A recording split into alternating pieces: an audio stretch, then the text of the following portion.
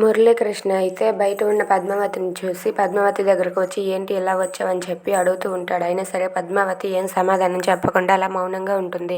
సరేలే, నువ్వు ఇక్కడ ఏదో నన్ను ఫాలో అయ్యి వచ్చినట్టుగా ఉన్నావు, పద ఇంటికి వెళ్ళిపో అని చెప్పి మురళీకృష్ణ అంటాడు.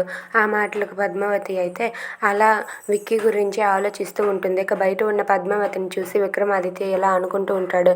పద్మావతి, నువ్వు ఇక్కడ నుండి వెళ్ళిపో పద్మావతి, నీకేమైనా అయితే నేను తట్టుకోలేను, ఆ నీచుడు నిన్ను ఉంచడు, ప్లీజ్ పద్మావతి వెళ్ళిపో అని చెప్పి తన మనసులో అలా అనుకుంటూ ఉంటాడు.